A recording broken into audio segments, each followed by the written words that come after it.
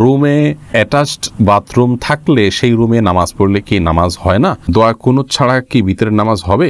নাপাক অবস্থায় হাদিস ইসলামের বই ধরা যাবে কিনা? বয়সে বড় মেয়েকে বিয়ে করা যাবে কি না? গোপনাঙ্গের লোম পরিষ্কার করলে কি গোসল ফরজ হয়? নামাজ পড়ার সময় হাত পা নাড়ানো এবং অন্যদিকে তাকালে গুনাহ হবে কিনা? গীবতকারী আত্মীয়ের সাথে সম্পর্ক না রাখলে কি গুনাহ হবে? শাশুড়ি বিনা কারণে কষ্ট দিলে, হিংসা করলে, তার কাছ থেকে দূরে থাকলে কি গুনাহ হবে? খাটের উপর নামাজ পড়া যাবে কিনা? পরিবারের বাবা বড় ভাইয়ের সামনে মাথায় ওড়না না থাকলে কি পাপ হবে? ঘুমের কারণে ফজরের নামাজের সময় উঠতে না পারলে যখন ঘুম ভাঙবে সাথে সাথে কি নামাজ পড়ে নিতে হবে, নাকি ফ্রেশ হয়ে আস্তে ধীরে পড়া যাবে? কেউ যদি নামাজে দোয়া মাসুরা না পড়ে তার নামাজ হবে কিনা? পেঁয়াজ খেয়ে মসজিদে গেলে কি গুনাহ হবে? মহিলারা নামাজে উচ্চস্বরে কেরাত পড়তে পারবে কি না? হারানো টাকা কি করব? মালিককে অনেক খোঁজাখুঁজির পরেও পাইনি।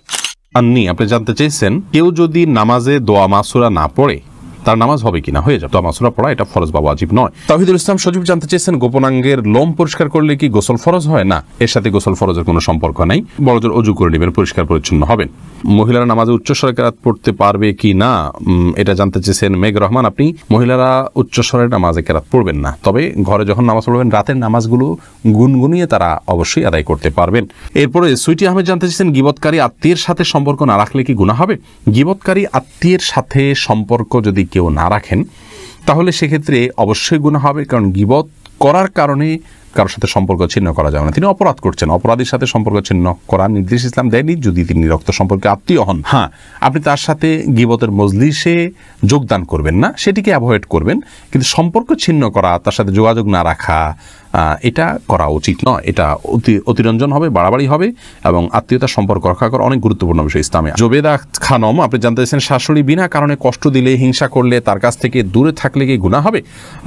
দূরে থাকা বলতে আপনি তাকে অ্যাভয়েড করে চললেন, অবশ্যই আপনি এটা করতে পারেন, অসুবিধা নেই, কিন্তু একদম সম্পর্ক ছিন্ন করে ফেলা উচিত নয়। সবর জিনিসটা কেন? আপনি অনেক সময় অনেক থেকে কষ্ট পাবেন, কিন্তু তার সাথে সম্পর্ক ছিন্ন না করে কষ্টকে সয়ে নেবেন, এর মাধ্যমে আল্লাহর কাছে আপনি আজর পাবেন। তবে অবশ্যই আপনার ধৈর্যের বাইরে চলে গেলে আপনি তাকে অ্যাভয়েড করতে পারেন।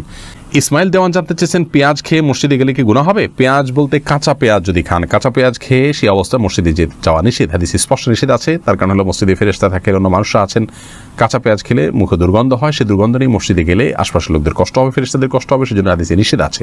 অতএব কাঁচা পেঁয়াজকেও খাওয়ার পর ভালো করে মুখের দুর্গন্ধ দূর করে, সেটি অন্য কিছু খেয়ে হোক, ব্রাশ, মেসওয়াক ইত্যাদি হোক, যেভাবে হোক, অন্য কোনো উপায়ে মুখের দুর্গন্ধ দূর করে তারপর তিনি মসজিদে যাবেন না। এরপরে মাজাহুল ইসলাম জানতে চেয়েছেন হারানো টাকা কি করব? মালিককে অনেক খোঁজাখুঁজির পরেও পাই নাই। যদি পরিমাণ অনেক অল্প হয়, আপনি গরিব হলে আপনি নিজে খেয়ে ফেলতে পারেন অথবা অন্য কাউকে দান করে দিতে পারেন। আর যদি অনেক বেশি হয় তাহলে যথেষ্ট খোঁজাখুঁজি করার পর, যথাযথ উপায়ে খোঁজাখুঁজি করার পর, বিজ্ঞপ্তি দেওয়ার পর, আশেপাশে ঘোষণা দেওয়ার পর কোনোভাবে পাওয়া না গেলে, পাওয়ার আশা ছেড়ে দিলে আপনি এই টাকাটা কোনো গরিব দুঃখীকে দান করে দিতে পারেন। আপনি নিজে অভাবী হলে আপনি নিজেও এটা ভোগ করতে পারেন, তার পক্ষ থেকে সওয়াবটা তার পক্ষে যুক্ত হবে ইনশাআল্লাহ।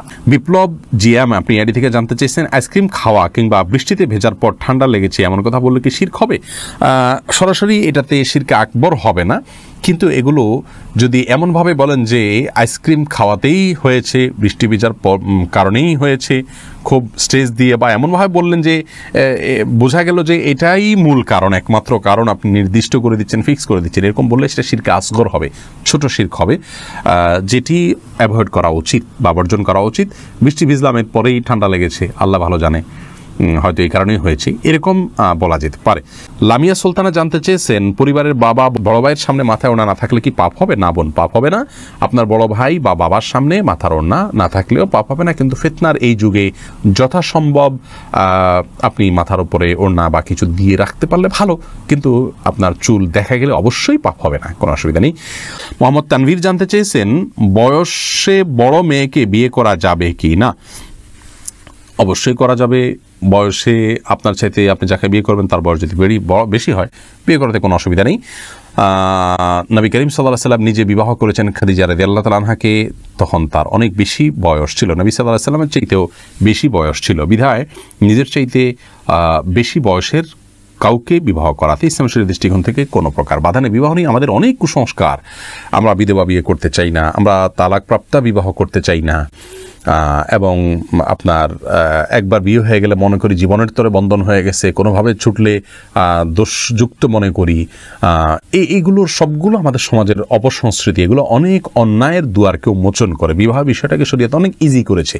সাহাবা ইকরাম পুরুষ হয়তো একাধিক বিয়ে করছে, সেটাও যেমন তাদের কাছে স্বাভাবিক ছিল, নারীদেরও একাধিক জায়গা বিয়ে হচ্ছে, সেটা সম্পূর্ণ স্বাভাবিক মনে করা হচ্ছে। এখন 2-3 জায়গা বিয়ে হলে, তালাক হলে তাকে মানুষ মনে করে যে লোকটা খারাপ বা ভালো মানুষ নয়। এটি সম্পূর্ণ একটি ষড়যন্ত্র অংশ।